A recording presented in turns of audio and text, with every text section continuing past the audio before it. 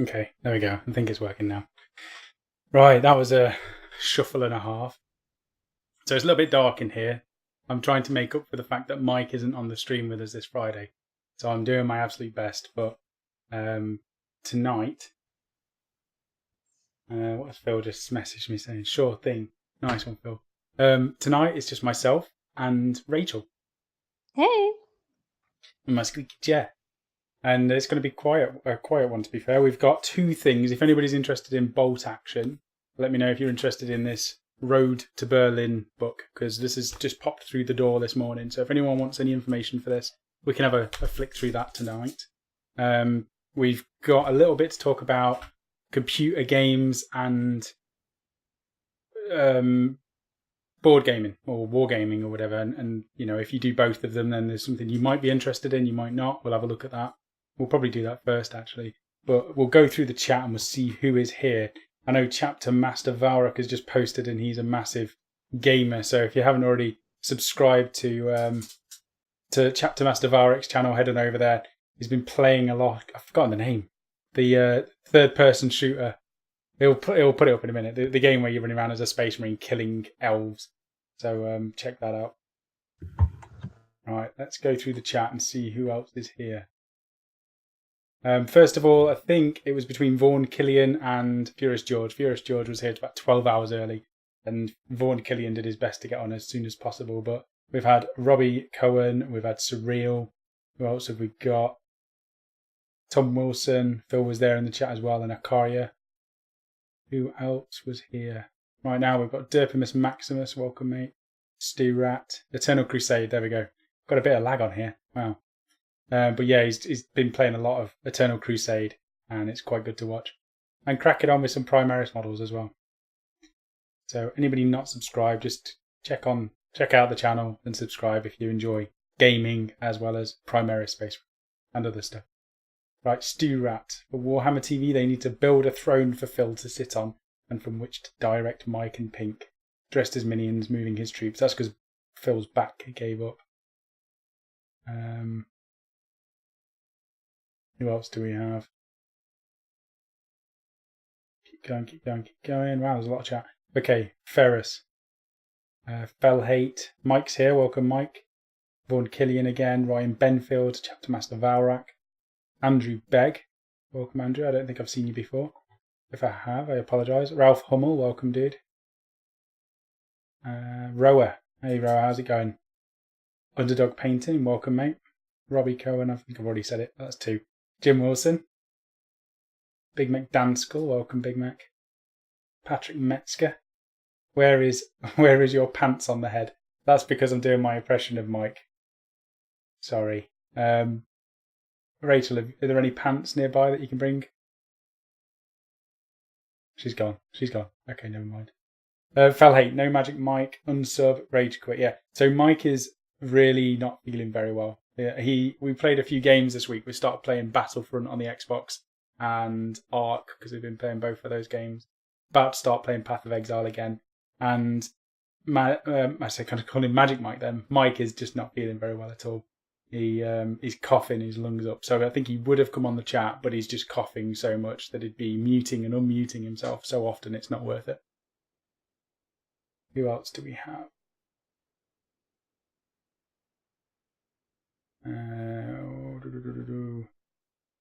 We get Blue Dot Mike tonight. It's not Blue Dot Mike, it's Blue Dot Rachel. Rachel, are you even there? I can't hear. I can hear her shouting downstairs. Her microphone must have died, or her headset's died, or something.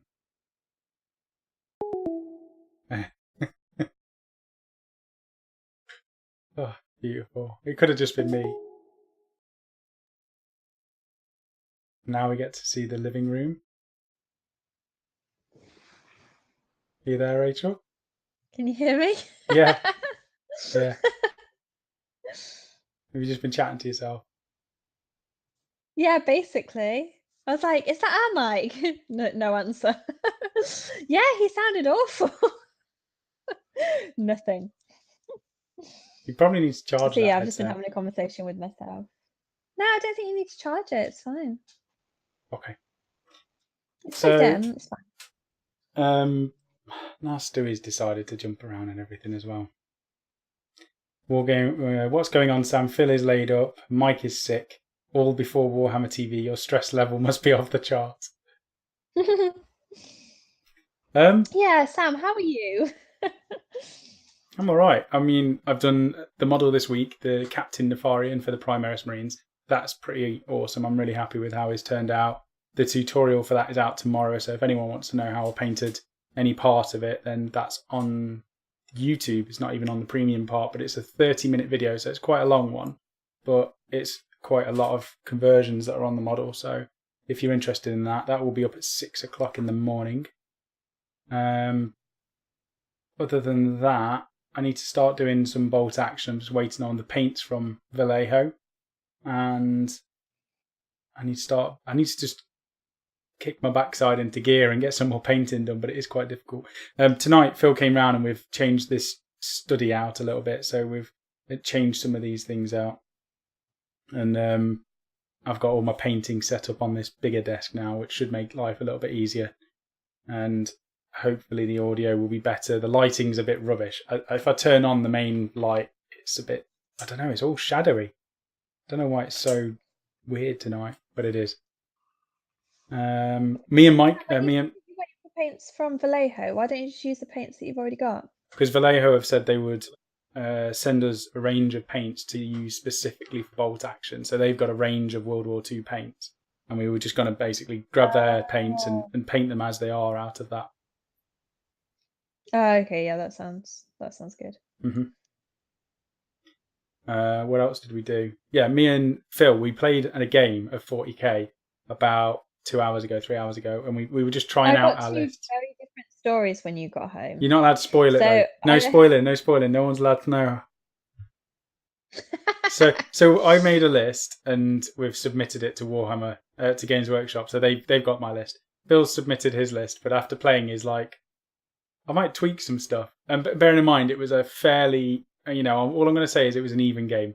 I think I was doing better by about 100 or so points, and that was it. But I think it's going to be such a close game because Phil's got a nice, well-rounded list. I'm limited to my options. I've got my 2 Vindicare Assassins, which I'll be using. They're amazing, but they're only good for certain things. But I think it's going to be an interesting game.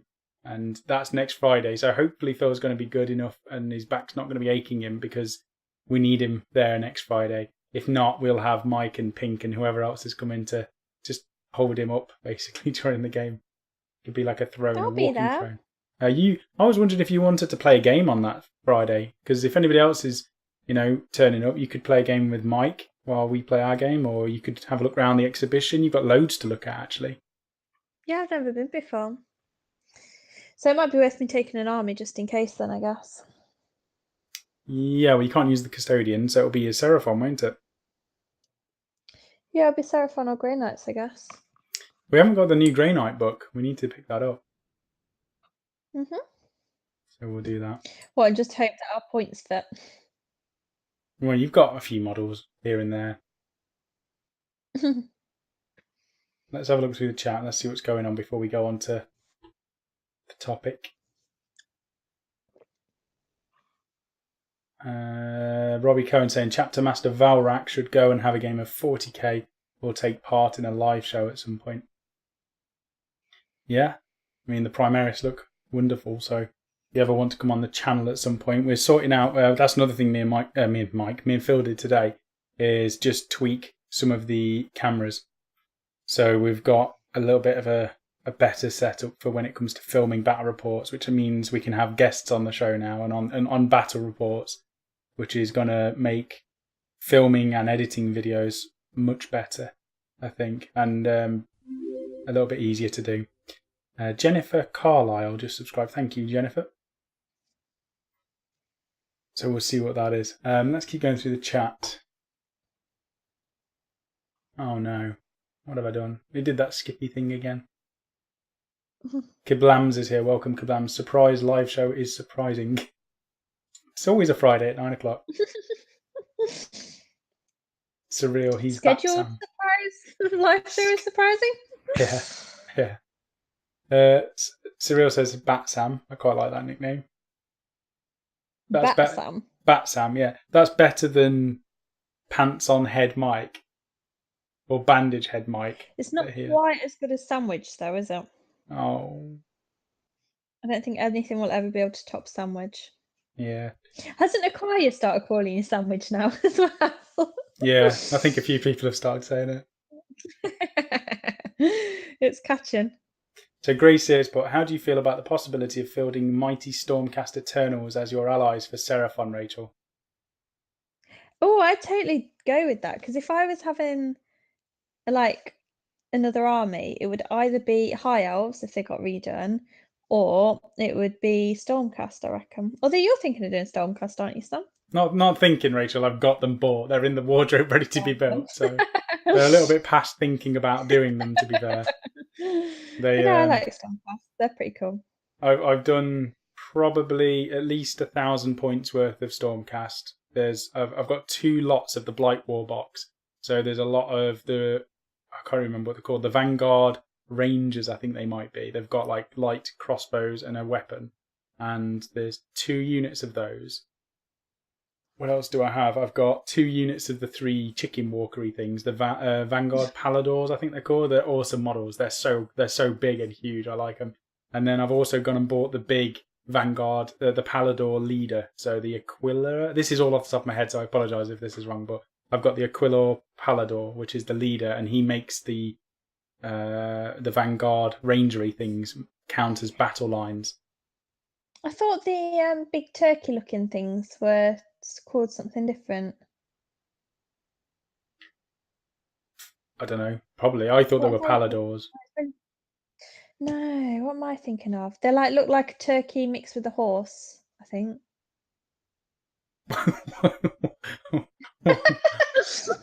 A turkey mixed with a horse. Do you mean chocobos? What? That's the badger. That's from Final Fantasy, Rachel. That's what I call them. They look like chocobos, yeah. Oh, okay. It's not a turkey mixed with a horse, though, Rachel. I thought that was their actual name. Chocobos, yeah, they just ripped it off. So Games Workshop, like they're closing down all sorts of different places for copyright. They were just gonna go and steal Chocobo from the Final Fantasy series and put it in their game. They had. Yeah, maybe. Right. So no, Rachel's not doing Stormcast Eternals because I'll be doing them, and I've also got goblins. Well, it's actually another expansion to Destruction. There's loads of goblins and orcs and characters that are going to be added, and then I've also got Fire Slayers. So to be fair, this is kind of my point there, Sam. You buy that much plastic crack, it's quite difficult for me to keep track of what you're thinking of doing and what you've already started. Do you want to do Stormcast and I'll have Fire Slayers then? So you have Seraphon and Stormcast. I'm quite happy with my Seraphon. I just need Seraphon. Yeah. And to be fair, we still got to build the Saurian, the Dread Saurian. You say that like it's a bad thing. No, I don't. I just mean that's such a big kit. We'll get it cleaned. You know what? In the next month, let's aim to get it cleaned and built at least, and then we can take it around to Phil's to get it airbrushed. Because Phil can do an airbrush tutorial. You say next like it's a joint project. You can make me tea. Anyway, Blams has just made the most obnoxious thumbnail ever on his channel. Fair enough. I think everyone's going to leave the chat now to go and look at the thumbnail. Neil Young, welcome Neil. Oh, Grace says, but by the way, there is a serious deficit of Stormcast Eternals on your channel. Well, that's going to be corrected fairly soon, hopefully. Up to Master Varak, I plan to, so just at the moment when I do my games, I do them at Warhammer World, and you cannot film games in there, you can't. Unless you're on Warhammer TV, which luckily we are. I think every other channel or a lot of other channels have been on Warhammer TV, so it was nice that we got an invite, and we're in contact with Games Workshop now, so that's cool. The Orc Boys is asking how you are doing, Rachel, specifically how is Cousin It doing? Cousin It is good, thank you. What have you been doing, Rach? I haven't done any hobby this week because I've been working really late, but a couple of weeks ago, I think now, I've built my Frostgrave models. So if I get a chance, I might actually be able to paint them this week. Or not fully paint them, but at least start them. Because there's not that many models, to be fair. I think there was about 10 or 11. Mm-hmm. So Yeah, I'm actually really looking forward to doing them, but I'm more looking forward to actually playing it, to be fair. I think that's going to be so good. I need to see where Pink's at. Pink's away every weekend. Is literally every weekend No, Pink he's has a just such wedding. a little butterfly. He's got more friends than I have models. And I've got a lot of We models. did. We did manage to have a little bit of success though, because we managed to pull him and Grace away for one weekend and Dave. And we're going on like a little forest cabin holiday, aren't we, Sam? Yeah, we're going away for the With them. weekend. So that'll be nice. We've got another what's happening on Monday, Rachel, as well. Non-hobby related, but we've got, so what we got planned, I've got loads of hobby to do. You've got Frostgrave to do. We're also Oh, it's our having a break. anniversary. Oh my god, that's really bad. It took me a while to think. It's our anniversary on Monday, Sam. Yes. So I think you booked somewhere for food, Yeah. haven't you? You booked somewhere nice for us to go and have a break at. I have. It's supposed to be the sort of up and coming place in Leamington Spa. Yes. So we're going to enjoy a nice meal. So we've got anniversary present, anniversary meal, which is basically our I present. hope you're not expecting a present. Yeah, I was going to say we're not doing presents. We're just having a meal, aren't we? Instead, and we've got a lot of painting to do. I've got a lot of painting to do.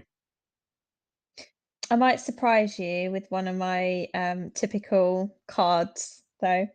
And for anyone, well, obviously you guys won't be aware, but so whenever there's like a special occasion, so for Sam's birthday or Valentine's Day, or in this case, our anniversary, I always do a card where I found some kind of funny caption off the internet with a picture of me pulling a silly face.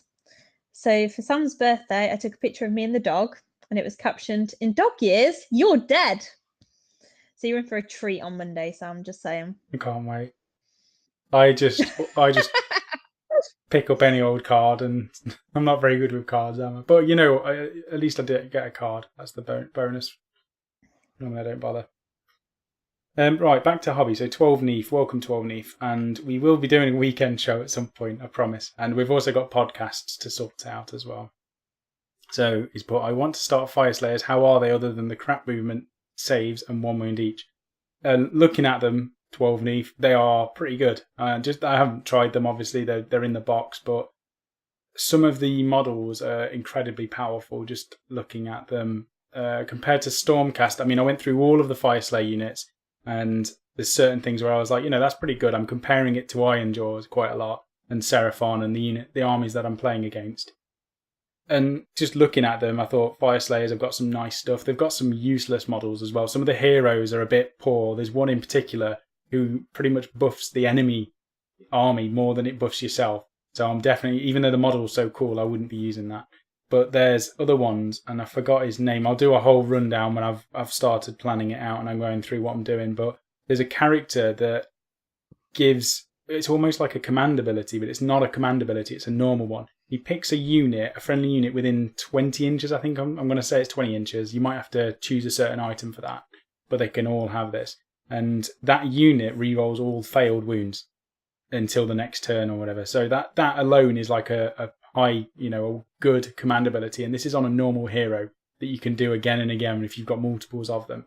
On top of that, you've got an ability that this model comes with, and it allows you to remove the hero and another unit at the beginning of the deployment, and you take them off you've deployed them off the table. And then I think it's at the start or the end of any movement phase, you can deploy them more than 9 inches away from the enemy, the standard sort of deep strike deployment, and then you can charge that turn. But combined with some of the other units that they've got in the army, you can do things like re-roll charges or, add 3 inches to your charges if you get lucky with your rune rolls. You've got the ability to do that to the big Salamandra thing. I've forgotten its name, Magmadroth. So you can actually teleport a hero and a Magmadroth and put them next to the opponents on the first turn and charge, which is just scary, especially if you do that two times. Like if you're playing a 2,000 point army, my 2,000 point army that I've penned out is 2 Magmadroths with the big Rune Fathers, I think they're called, and 2 of these other characters that let you teleport.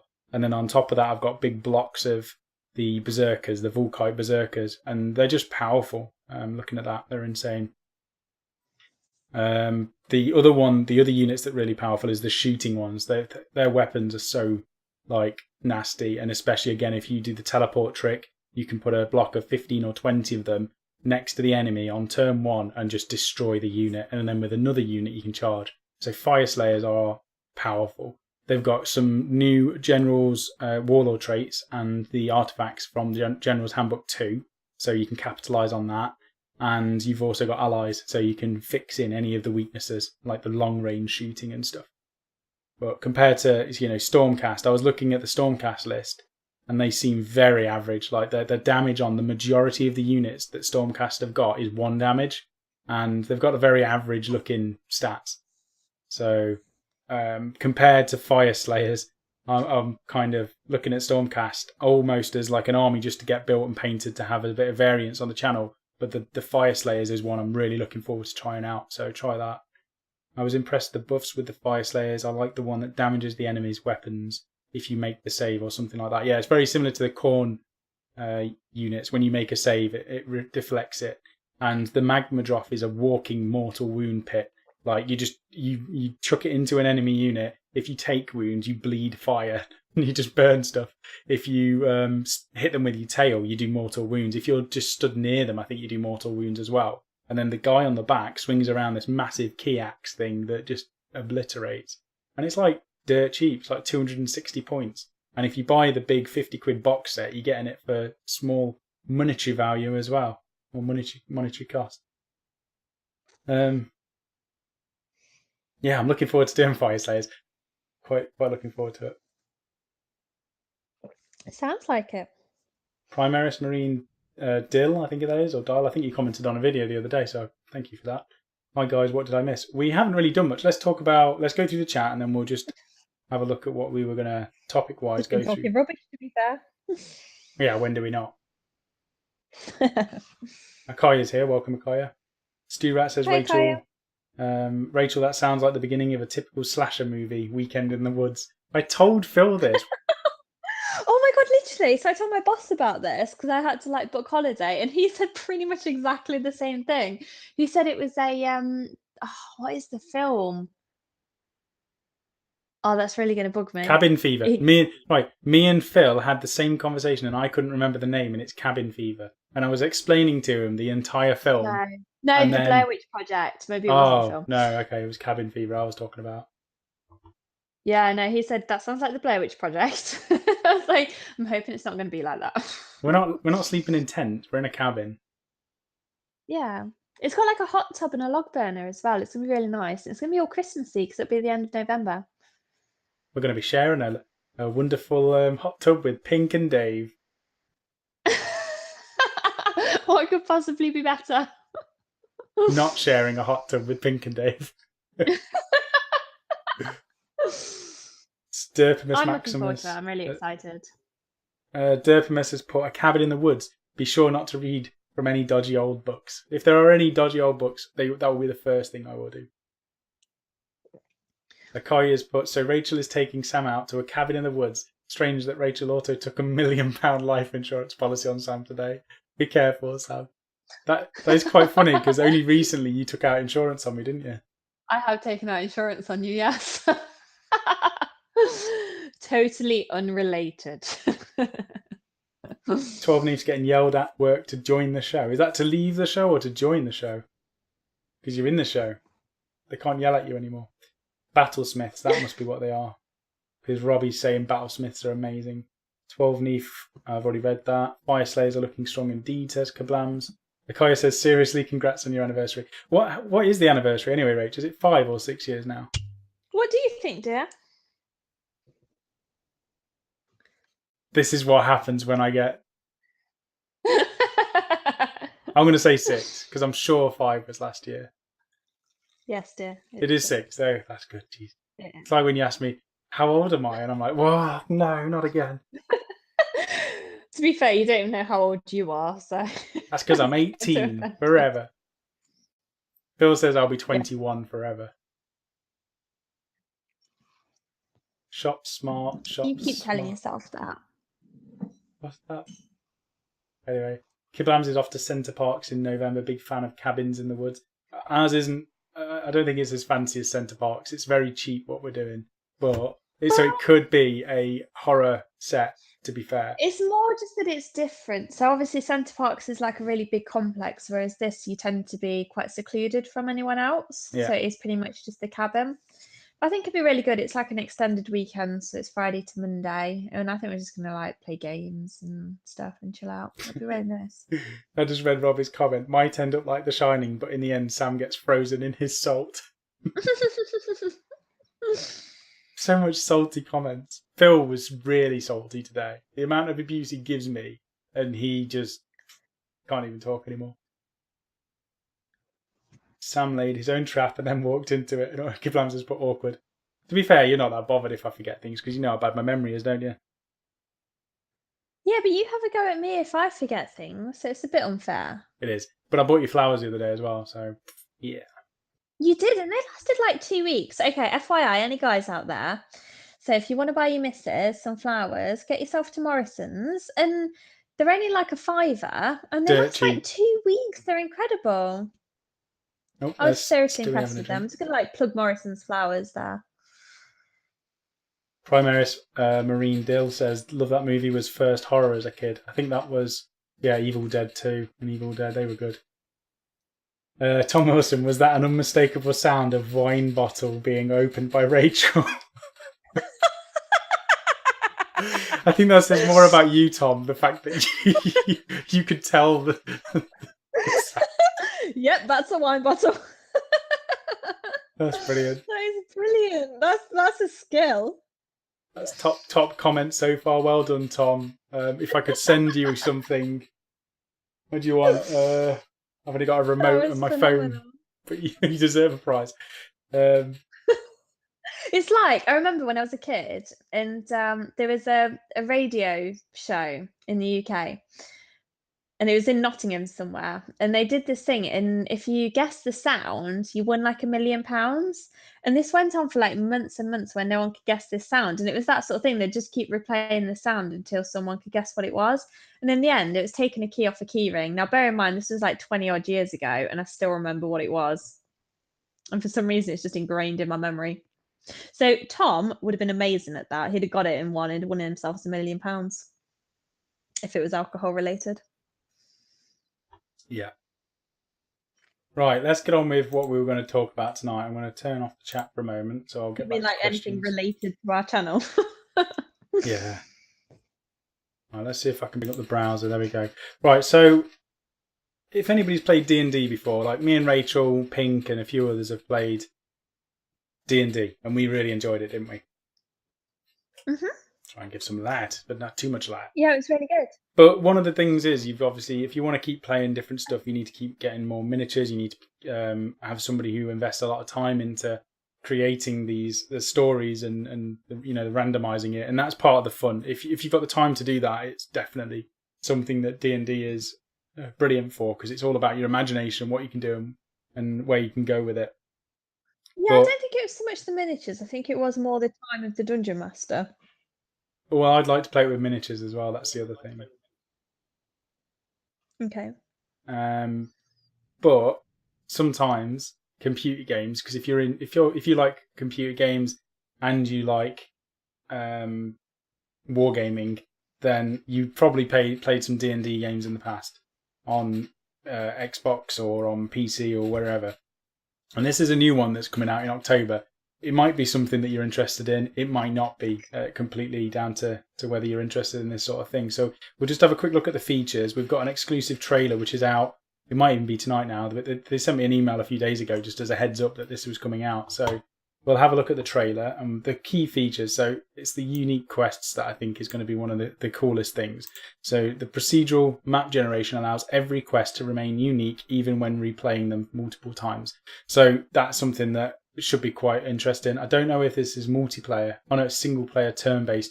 See, the multiplayer side of things would have been incredible if you could just get a group of mates together in a dungeon, and that sounds a bit weird, but get a group of mates together and go through Dungeons and Dragons. Like getting a group of mates together in a cabin in a forest, but with a hot tub, yeah.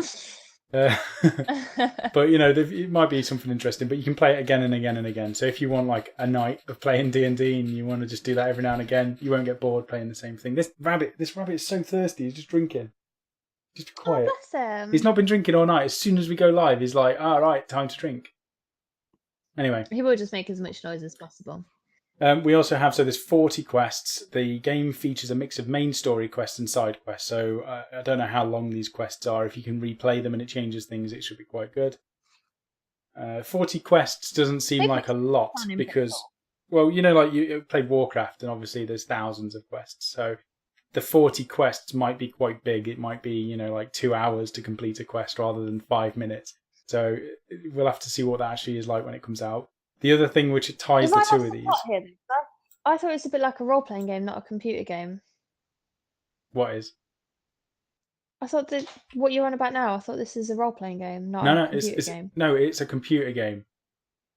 Oh, I see. So it is basically a computer game where, you know, like almost the Diablo isometric view, where you go around and you do the quests and all of the maps are generated and you can do different stuff in different games.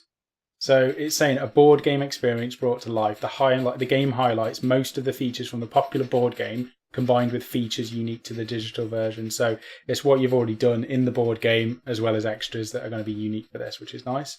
And you've got crafting, so collect rare crafting materials, craft powerful weapons and armors to strengthen your heroes. So it's out fall. It's actually out in October, so it's not too far away. It's going to be available on Steam. I'm not sure whether it's coming to the Xbox.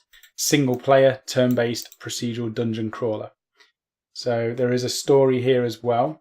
If you want to check this out as well, just go type in Tales from Candlekeep on Google and it will bring up the website and you can check all of it out on here. But there is a story that goes through this.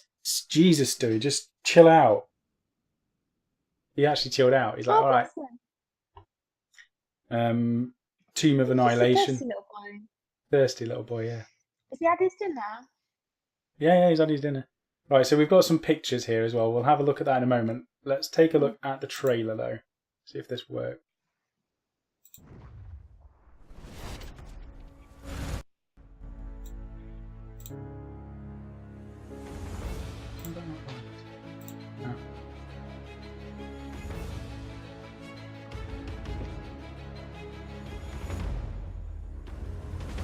So is this trailer It's online playing then already?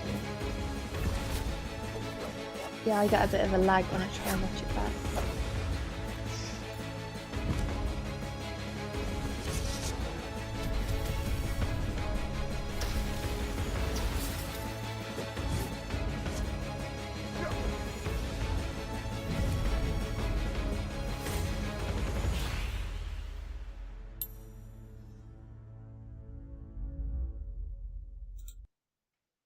Okay, so graphics-wise, I mean, the main thing about these games is obviously games aren't always about graphics, are they? We've known that quite a bit. The graphics are quite nice. They look quite sleek.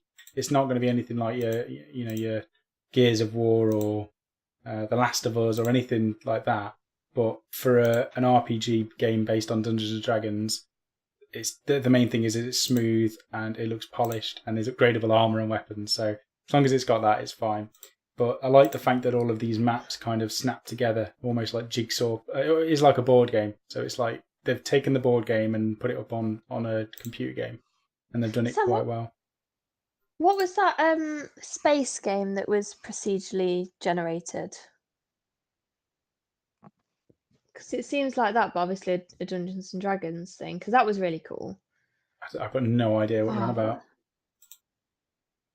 It's like Eve, but it wasn't because it was on the Xbox and that was rubbish. Oh, that's really going to bug me. That was a no, rubbish I really game. liked it. You played like 3 hours of it and got nowhere. I played that and I flew into the sun and got stuck. Like I wasn't even flying to the sun. Well, I flew fly into the. Okay, well, firstly, you didn't fly into the sun. You flew into a star. I flew near a star and I couldn't move because I'd heated up too much, and then my ship basically got destroyed and I just died over the top of a star. Anyway, we're talking about this. Tales from Candlekeep, Tomb of Annihilation. So this is an isometric view D&D game. Check it out if it's something you're interested in. But I know there's a bunch of gamers, and I know inherently a lot of people who play toy soldiers, like we do, are interested in computer games as well.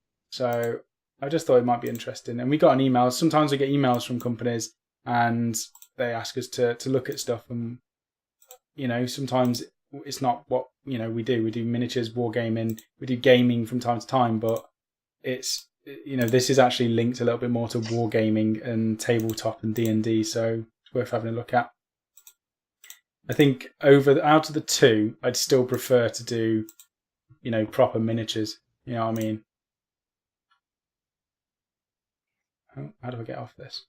Yeah, I mean, I quite like the fact that so with miniatures, so like when I have a game of Sigmar or whatever, I do like the fact that I'm playing against a person. Mm-hmm. I mean, not that obviously with a video game you're not playing against a person, but I quite like the sort of social side of it. So I used to like when we used to hang out at the shop. Yeah. And everyone would get together, get a bit of takeaway, and just play games together. That was pretty cool. Yeah, I think, like you say, it's the social aspect of it. The fact that I like the building of models and the imagination that comes into creating your character. I think all of that is brilliant for me. But yeah, I mean, computer games are great because you don't have to. There's not as much time investment. If you look at how much time it takes to build your armies or build your models and then plan out the games and stuff, it's a lot of time. If you don't have time, computer games are brilliant because each night this week or a few nights this week, we've been just turning on the Xbox and having a few hours killing each other online, haven't we? And it's been easy to do. Whereas if we wanted to play a game of 40k, we'd have to make sure we've had a few hours set aside just to go to the studio to play a game or go to a club to play it. It's a lot more of a planned time investment, whereas sometimes just booting up a console or a PC to play something's easier to do. So for me, they're like two different things. So I really like things like Star Wars Battlefront and COD, because actually at the end of a long day at work, I can just turn them on for an hour, go and shoot some people, chill out, and then go to bed. And it's sort of like you say, it's quite casual. There's no real time constraint. You just on as long as you want to be on. Whereas a game, though, for me, that's more of like a weekend activity. But again, it's completely different because you tend to make a bit of a night out of it. So you'll get some friends together, you'll play some games, you'll have some food, and it's just different. Mm-hmm. But like I say, you need a bit more time to do it. But I don't prefer one over the other, if that makes sense. No, and that's what I was saying. Like, you don't have to pick computer games or miniatures. You can do both, and it's just something to look at, isn't yeah, it? Definitely. Yeah, because I really, what I'm like. I tend to like if I haven't been around people very much, I tend to miss it. If I haven't seen my friends for a while, I'll miss them. So, whereas playing video games with them won't quite cut it. I actually want to go and see them and hang out with them. So actually playing like Warhammer, for example, will help me with that. Derpimus Maximus has put, what's the point in creating a story for D&D? Players will ignore the plot hooks and do whatever anyway. That's so true. I think that was the problem. The first time we tried to play D&D, I, in particular, wouldn't follow anything. I wanted to do my own thing, and it was a bit annoying for the person running the game because I wanted to use my imagination and do my own stuff, and because it wasn't following what he'd planned, it was difficult to keep on track. So, and when we did it with Pink basically, I was trying to just be my normal imaginative self and do something completely different. And Pink would just be like, yeah, okay, you can do that. And we'll work it into the story this way. So it was awesome because I was happy. I was constantly thinking of new things to do. And Pink would just react and then do that and put it into the story and make it work with everything else. So I think it is great when you've got a group that works well together and you're just having a good time and enjoying it. And like Rachel says, takeaway and beers and having a bit of fun. It's good fun. Yeah, Pink was a very good dungeon master, to be fair. Yeah. And it's nice, like you say, computer games are great. There's a lot of people that we play on Xbox with that we wouldn't see in person that often, if at all, because they live in different countries or very much like these live chats. There's so many people on these live chats that we would never be able to speak to unless we chat to you like this every Friday. Or, we go to very irregular events sort of things and meet up. That's probably the only time we'll meet up. So having certain video games or a way to hook up with people basically and chat to people is good. It's not a bad thing, and I think video games do have a bonus for that as well. But it is nice just to get together with a group in person and just have a bit of fun. Yeah, definitely. Make a bit of an evening out of it. Yeah. And that's what I mean. That's what Frostgrave. We're looking forward to Frostgrave because it's going to be the same sort of thing. We get to go to the studio, play a game on a cool board with some nice miniatures, and have a bit of fun with that. Yeah, and I do really appreciate with Frostgrave how easy it is to get into the game. Mm-hmm. You literally read a few pages in this book. If you didn't want to build your own models, you could just grab anything basically and play the game. Like it's just so easy to pick up and start. Mm. I think the only reason it's taking us a little bit longer is because we'll be doing it for the channel. So we do want to build the actual models and paint them and everything. Mm. I'm really excited for that because I think it's just going to have so much like variation. I'm really looking forward to trying it. I think we just need to do it, to be fair. Just do it, as Shia LaBeouf says. Just do it. Ralph Hummels put one of the reasons I got into wargaming with minis is because I enjoy the human interaction, the beers and the pretzels, rather than staring at pixels. My life is digital enough as it is. So computer games, nah. That's fair. Completely fair, yeah.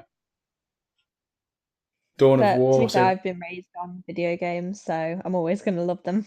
Yeah, and I worked in computer game store for 8 years, so I've played a lot of games and enjoyed them as well. But I love miniature wargaming probably more, to be fair.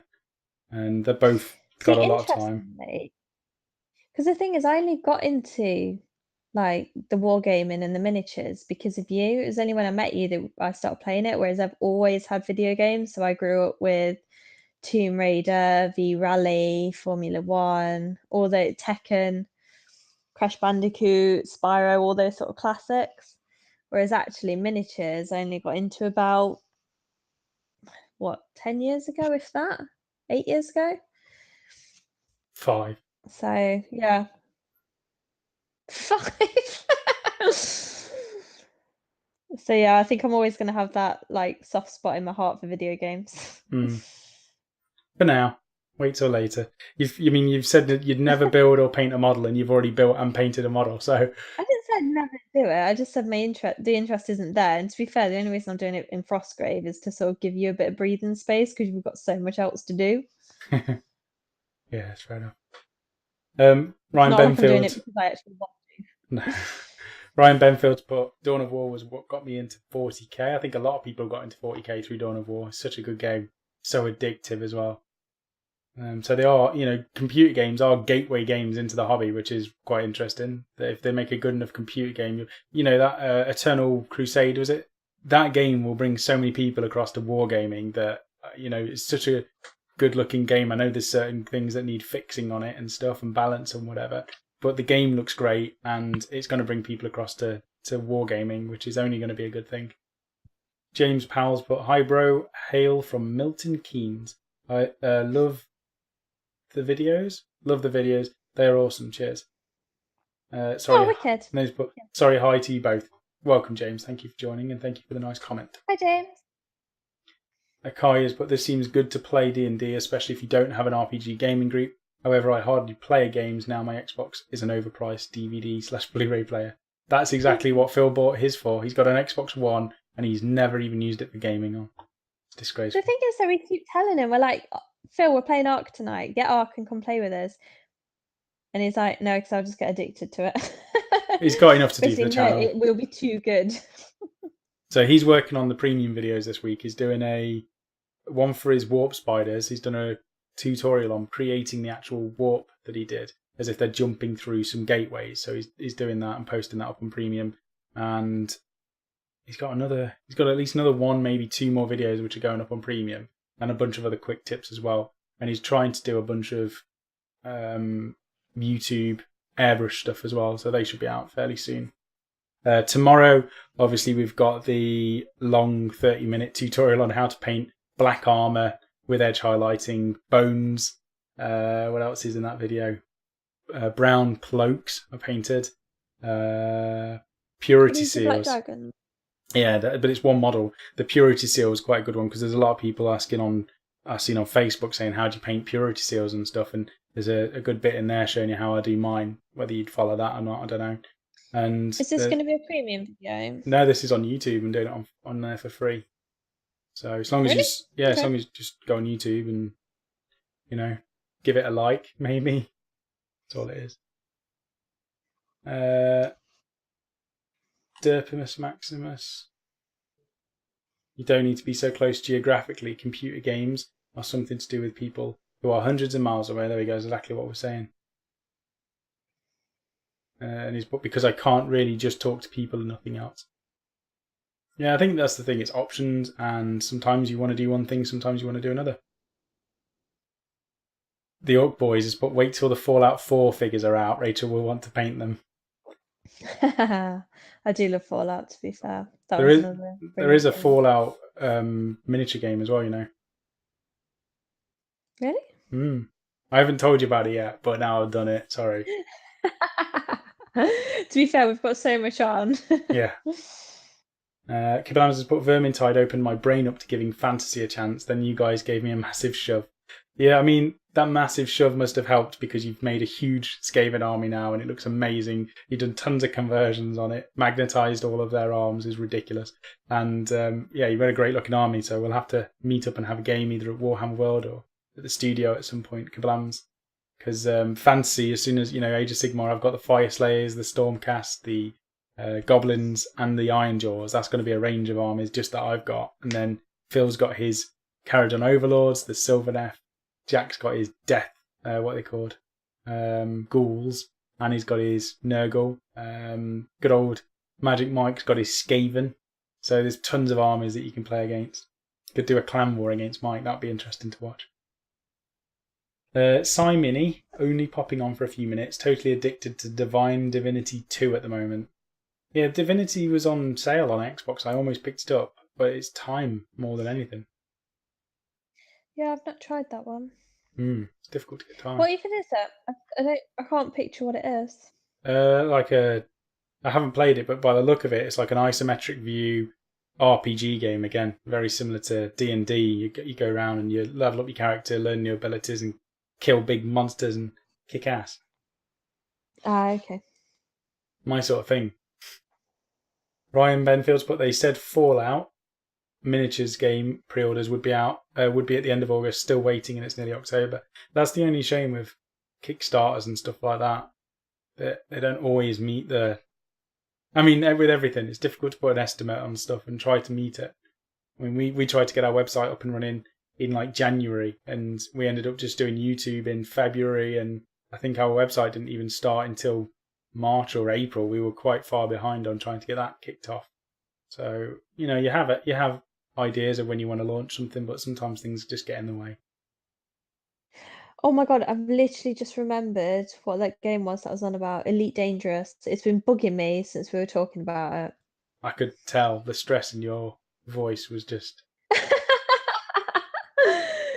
I can't even remember why I mentioned it, but it's been bugging me since I couldn't remember because the name. You literally compared D&D to Elite Dangerous, two completely different games. It's literally just because it said it was like almost like a randomly generated thing. Because I remember that was the thing with Elite Dangerous, because we tried to play it together, didn't we? Because it randomly generated, even though we might have been in like a similar area, we weren't necessarily in the same game together. Yeah, it randomly generated us away from each other, so we couldn't play a multiplayer game together. That was a great multiplayer experience. Where are you, Rachel? I'm on... don't know. Somewhere on the other side of the galaxy. It could be next year, but you're not here. Yeah, it sparked it. It sparked my memory. Kablams is saying he needs 2.5k for the Blood and Glory event I'm going to in November. It's a lot to get done, especially with Skaven. I feel your pain. I mean, I've got 2,000 points of Iron Jaws. I won't do any more of them. But the destruction that I'll be adding is the stuff that Phil's given me to get on with. So I've got some... stuff's been painted already, so I've got to go through and see how I can get it working. But there's some Moon Clan goblins, there's some squigs, I think they're called. The giant, massive squig ones, what are they called? It's going to bug me as well now. See, it's annoying when that happens. Yeah, but when it happens to you, it's funny. When it happens to me... There's giant squigs anyway. So I've got that. There's an Ragnarok spider with a converted TP tent on the back of it, which looks amazing. There's a giant, which I'm going to convert up with a bunch of armour. There are some other characters, like an orc shaman and stuff. So I've got to get all that to be done. Okay, right. Let's have a look at Bolt Action. I'm going to do a proper look through this book. I've not even opened this yet. but it's the campaign book for the Road to Berlin. I don't even know if this is out yet, so you'll have to let me know. But Osprey, as they do quite often now, they just randomly send books through the door, and it's quite nice because every time I go down, I go downstairs in the morning and I just see like an envelope. It's like a little care package, isn't it? It's always the same white envelope, and I'm like, that's Osprey again, and I'm like properly excited to see what's inside it. And he knows... It's like Christmas every day. Well, not every day, obviously. Yeah. So inside here we've got there's additional German units. Oh, obviously it's Berlin. So this has got Soviets in there, Germans in here. Oh, they're nice models. I don't know if this isn't. I don't think this is out. Purely because I've not seen any of these models before. Spoiler alert. Well, there's a bunch of scenarios in here because with these campaign books, you play through a bunch of scenarios that play out history effectively. So we've got additional German. Oh, this was it. There's a Feldgendarmerie squad, German military police, but there's 2 German military police on a trike, on some sort of bike. It's a bike with a sidecar, but they've got a German Shepherd as well. It's such a nice model. I need to buy one of those. I need that. But because there was no rules for it, I couldn't use it, but the rules are in here. What else have we got? Sam, I've just read Ryan Benfield's comment. It's put, maybe they want you to paint your armies and play. Lol.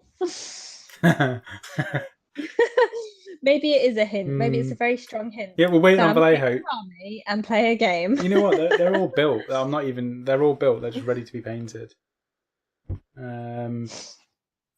I think that's where we're at with all of our Osprey stuff, isn't it? Like everything's built and ready to go. We all just need to paint it. It's just getting time. We're so limited on time. I really wish I could claim myself or freeze time. Freezing time would be good. You know, all the things I could do when we freeze time, but I'm going to paint all my armies. People would rob banks. I would complete Fire Slayers. Right, what have we got? I'm trying to find the German units that we get in addition. Oh, Operation Berlin. Ooh, there's loads of background in here as well. Into the city, so you're actually fighting in Germany. Rules for scenarios for that. Additional German units. So we've got the German Replacement Army. We've got an army squad for that. We've got Panzerzestorer Truppen. What are they?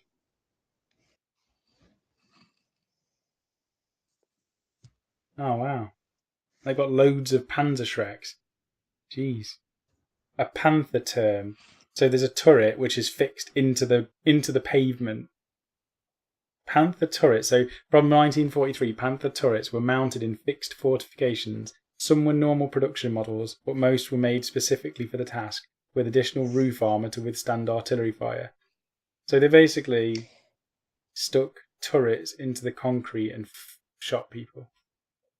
So bolt action is both fun and informative. Yeah. Oh, there's a Panzer. That's that mouse thing. That huge. That's nice. Okay. Every time we do these chats, it really does make me want to play Frostgrave.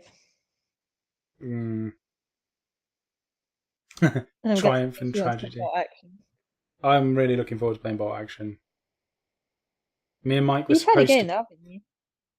Me and Mike were supposed to play it. There's city fighting in there as well. We were supposed to play a bolt action game on Tuesday at the club, but Mike's been dying, so we couldn't go and play it. And I was like, just, you know, you can cough, it's fine, but let's just go and play a game of bolt action and the rules. But, you know, he didn't.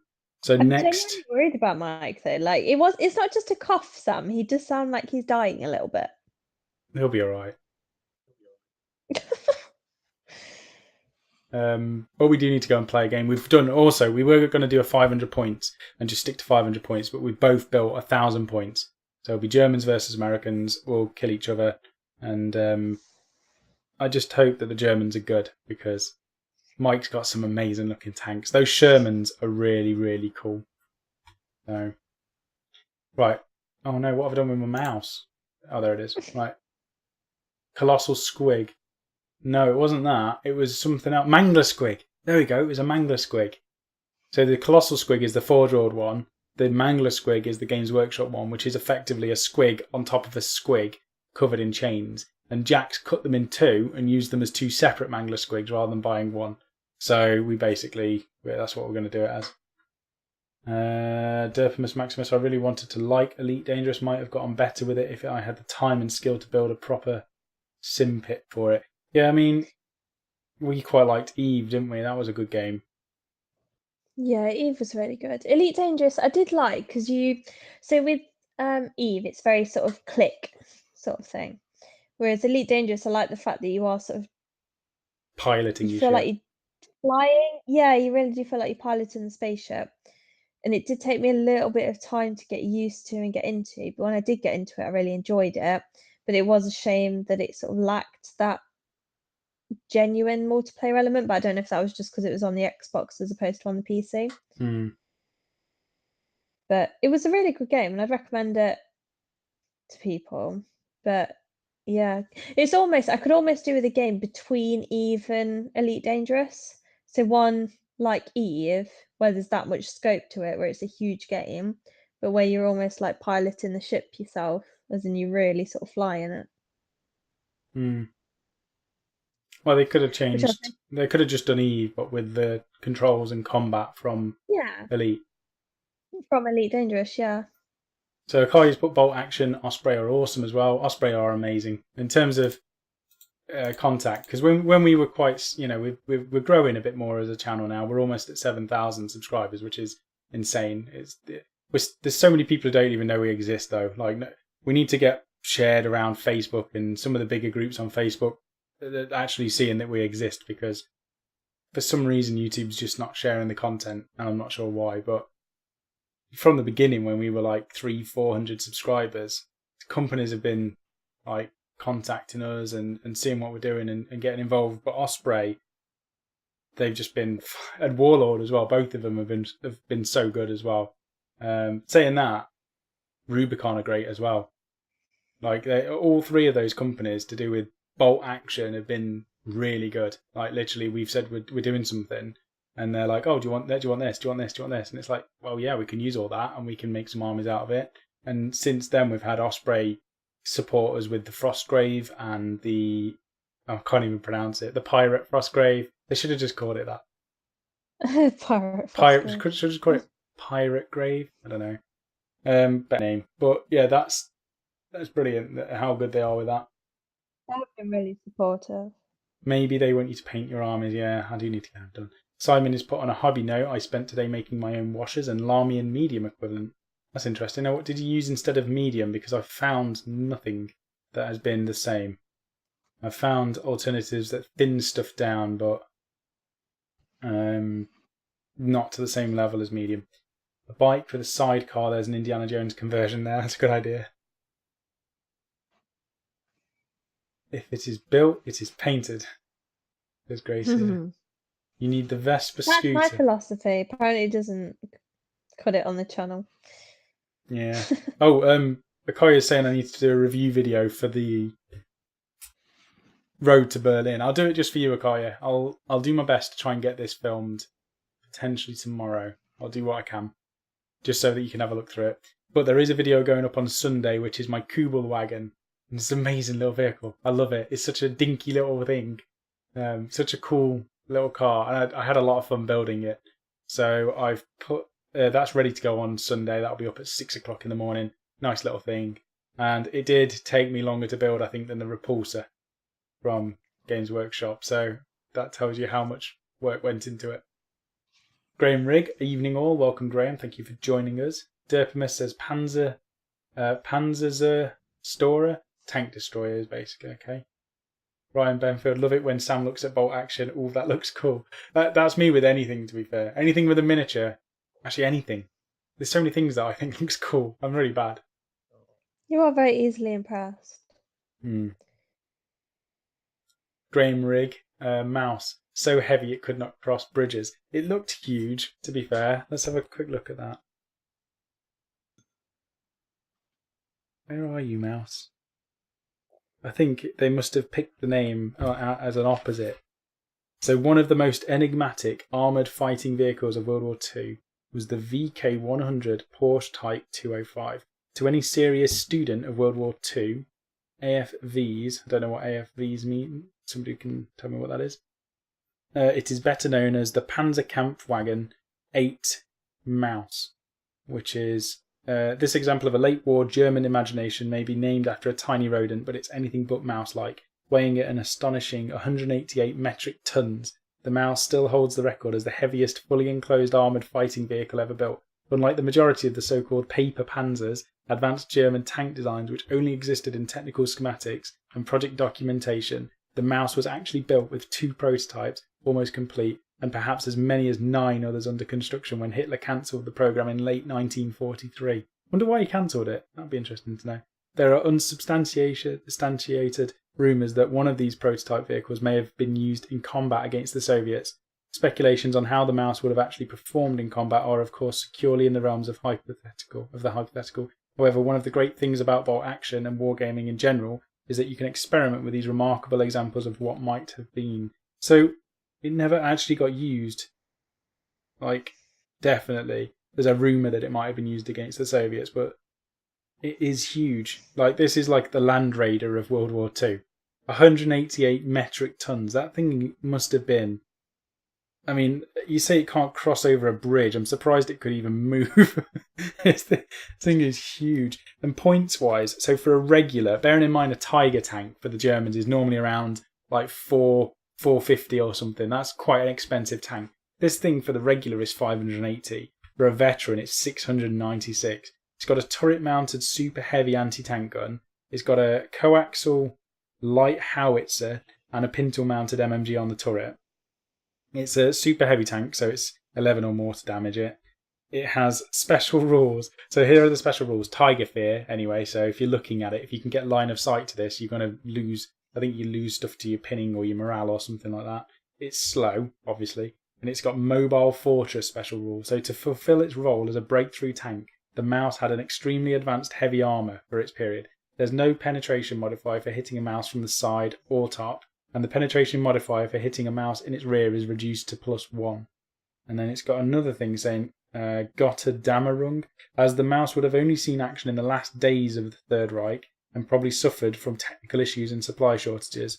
Roll a die every time the vehicle completes a move. So on a 1, it's broken down or out of fuel. It's immobilised for the rest of the game.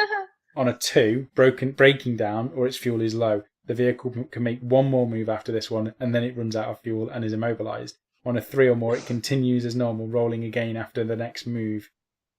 That's ridiculous. It's got a 128mm gun on there as well.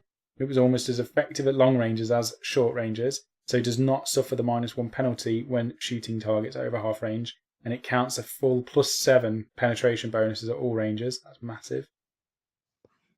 Wow. Okay, that eventually runs out of fuel. It should have been called Basically. like the Dragon or something, not the Maus. Like, this thing must have been horrific. Anyway, we can do we should do on the channel full tank not narratives, but going through all of these tanks with the weapons that it's got, the background behind it. We'll basically just read out all the information from Osprey and Warlord Games and do a video on each tank. I think we should do a series like that. And we'll get you reading them out as well, Rach. You can learn a bit about bolt action at the same time. I do like how much effort they've put into like getting it historically accurate, though, to be fair. No, it's good. I mean, like they said, it probably never actually saw combat, but it's nice that they put the rules in there so you can see it and you can fight it and see how it goes. Yeah, it makes it interesting. That's a bloody nice model. The models for bolt action are getting better and better. You know, their early stuff was very much like Games Workshop's early models, and obviously the metal castings. Now they're doing all these plastic kits. They're looking brilliant, and the tanks are simply the best. Flipping love them. Luftwaffe Field Division Squad. They're nice models. A Soviet ZIS-30 self-propelled gun. God, if Phil saw that, he'd lose his cool instantly. Well saved. Yeah, no. There's German Marder 1 as well. I love that tank.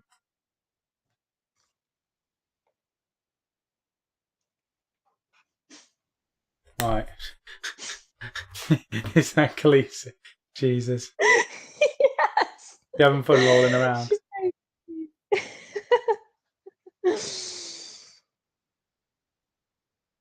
Right. What's the chat saying?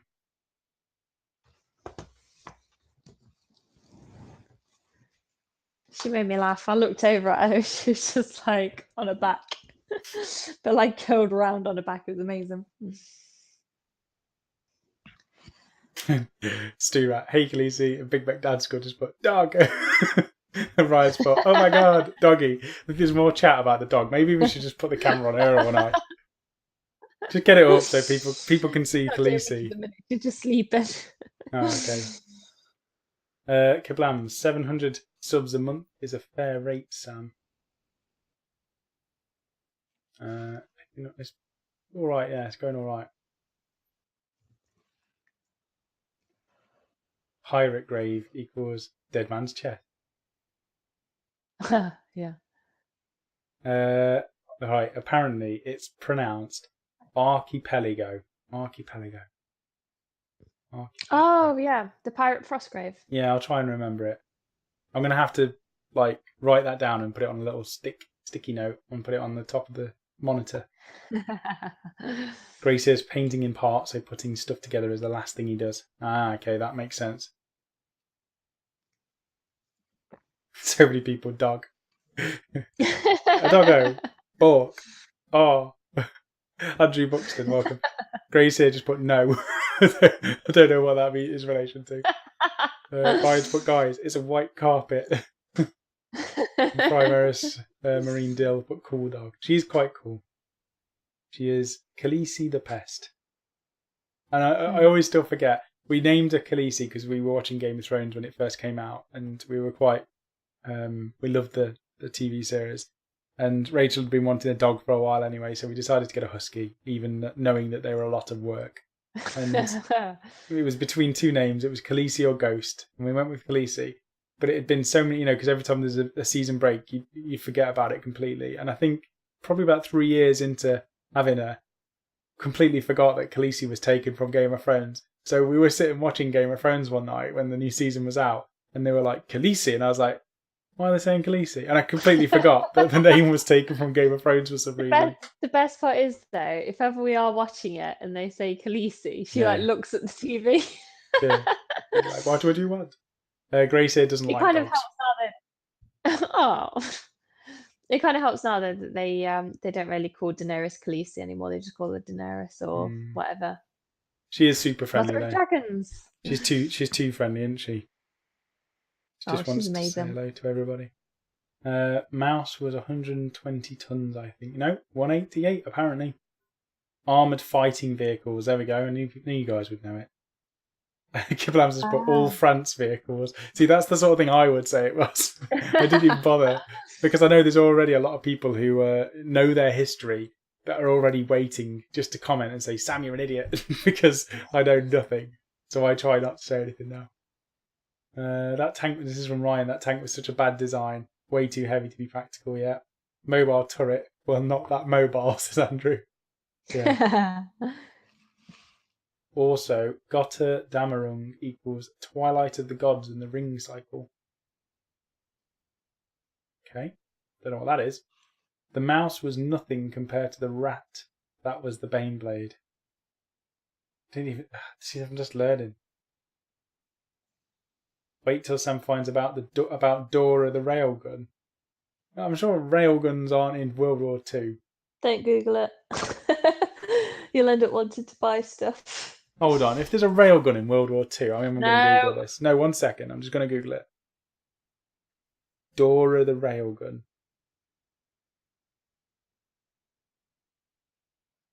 I do kind of feel like tonight's been a bit of nostalgia though, because we've obviously had all the video games, and then when you've just said Baneblade, it's reminded me of Beyblade. Baneblade! Oh, Beyblade, that was amazing. That was a classic show. Oh, along with Yu-Gi-Oh and Digimon. Oh, Oh, Rachel, No, this you're thing. not allowed it. No. This isn't even a tank. This is a fortress. What the hell is Sam, this? behave. If they make this, I need it. Wow. It's a railway gun, Rachel. Oh God. Developed in the late 1930s by Krupp in Darlow. Thanks, guys. As siege artillery for the explicit purpose of destroying the main forts of the French You're all about to cost me a fortune. line. Cheers. The strongest... No, it's not even available, but I might make something like this in 40k. Oh, good. No. The strongest fortifications in existence at the time. Wow. So the fully assembled... Right, get this. So that previous tank was 188 tons, yeah, H? So guess how much this fully assembled gun weighed. Have a guess. For a gun. For a gun. Tons. Yeah. 1,350. What? That's ridiculous. Right? It could fire shells weighing 7 tons to a range of 47 kilometres, 29 miles. Imagine shooting a shell 29 miles. Yeah, you're not having one. Wow. The gun was designed in preparation for the Battle of France. I mean, that thing is designed to destroy France. That's not a battle. You're shooting shells 29 miles. But was not ready for action when the battle began, and in any case, the Wehrmacht's Blitzkrieg offensive through Belgium rapidly outflanked and isolated the line's static defences, eventually forcing the French to surrender and making their destruction unnecessary. So they basically had this giant railgun, and when we're about to destroy France, and the French went, no, actually, we'll give up. Which I think anybody would if they had that thing pointed at them. Oh, holy moly. Gustav was later deployed in the Soviet Union during the Battle of Sevastopol, part of Operation Barbarossa, where, among other things, it destroyed a munitions depot buried in the bedrock under a bay. The gun was moved to Leningrad. Wasn't Leningrad Stalingrad? I'm sure they named them the same thing. And may have been intended to be used in the Warsaw Uprising like other German heavy siege pieces, but the rebellion was crushed before it could be prepared to fire. Gustav was destroyed by the Germans near the end of the war in 1945 to avoid capture by the Red Army. Oh my god. It's got a picture of a dude stood next to it. And a tank stood next. This thing is like... It's like a fortress. I've never seen something this big. I didn't even realise this was actually a thing. Crew. Guess how many crew had to assemble it in 3 days? So in 3 days... How many people do you think it had? 650. No. 250. But it took them 54 hours. With 250 people to assemble it. Though, is that? No. No, hang on. 2,500 people to lay the track and dig the embankments. So there you go. And it required 2 flak battalions to protect the gun from air attack. So there's some serious manpower behind just protecting it, let alone building it and then putting it in place. It's got a 31-inch... Like a lot of work for a gun. Yeah, but if it can destroy counties... Oh my god, that's just ridiculous. Anyway, let's move that out of the way. I'm getting distracted again. Sam, are you going to have any aircraft? Seeing a Ju-87 would be cool. Maybe, if people want to see aircraft, we can definitely get some aircraft. I'd like to fly around and kill some Americans.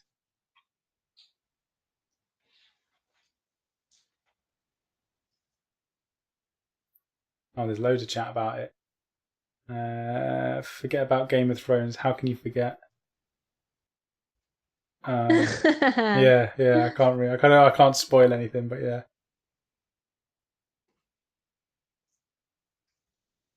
Yeah, he's an awesome character. So they had rail artillery on trains. It's not a rail gun; it's a railway gun. Don't know which one's worse.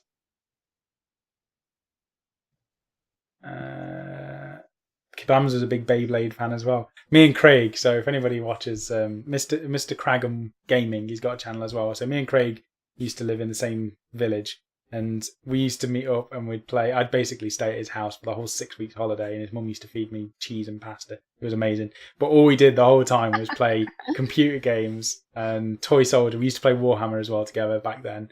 And we played Beyblade, and we just used to modify them and mix them up and watch cartoons. It was 6 weeks holiday was amazing because we just used to sit and chill out for the entire 6 weeks. It was so good. And his mum made great food. So I It wasn't kinda just wanna pasta and cheese. watch the old shows like that, so like Beyblade and Digimon, but I kind of feel like it would ruin it if I watched it now. We In watched fact, kind of we feel watched like it would- Pokemon again, and I think we could probably watch Yeah, to be Digimon fair, again. Yeah, Pokemon wasn't ruined for me when we rewatched it. Hmm. Hopefully Digimon wouldn't be. I just kind of worried that they'd be like too cheesy for me now. Nah, they're never too cheesy. Volton Shed, welcome Volton Shed, a cool name, and I don't think I've seen you before, so thank you for joining the chat.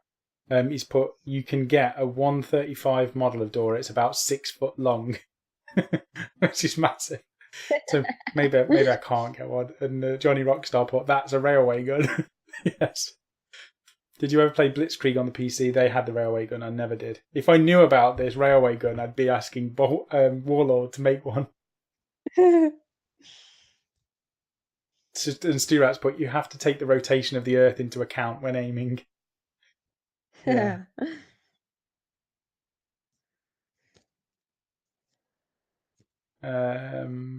Ferris has put, gotta hand it to the Germans. Apart from the best uniforms, they had the craziest equipment. And Andrew Buxton put, guns of Navarone type guns. Early war, Ju-87, huge part of Blitzkrieg tactics. Yeah, I did read actually that the aircraft for the Germans was really, like, Hitler had put most of his chips down basically on the aircraft rather than the rest of it. Like I'm sure I saw that the armored tank platoons and stuff, all of the tank platoons were like a secondary thought, and then it was only when they started to do well that Hitler was like, okay, yeah, we need to make more of these tanks, and they became more of a force for the Germans. Before that, it was all the air force. The railgun sounds like the Ordinatus Weapons by the Mechanicus, says writer Sophie Stevens. It definitely does. You could destroy countries. The only thing bigger than that is destroying, planets, which is definitely what the Mechanicus make. Okay, so we said we were going to do an hour, didn't we, Rach, today? And we've gone over an hour. Let's wrap this one up. We've had a lot of people chatting this evening, so thank you all for joining us on that. There's some content out over the weekend, so be sure to check that out. Please like this video if you enjoyed watching it, or if you're watching this back, just click the thumbs up. I'm sure we're going to have loads of thumbs down at some point, so to counter that, the thumbs up, definitely something you can do to help. Thanks, Rachel, for joining me, so it wasn't just me. That's all right. Providing reminiscing chat. And I think Yeah, to be fair, I just reflected on my childhood tonight, so it's all good. While drinking. Nothing better. There's no better way to play to do a Friday night, is there? All right. So yeah, thank you everyone who's watched it, and have a wonderful weekend. I think Phil, there isn't going to be a Monday Musing on Monday, but I'm sure he said he may do one on Sunday instead. So depending on how he's feeling, because I know his back definitely wasn't doing well this evening. Depending on how he's feeling on Sunday, there may be one then instead. So, yeah, other than that, have a good one, and we'll see you on Sunday or next week. All right. Bye. I can't use this mouse. I'm trying to press credits, but all right, there we go.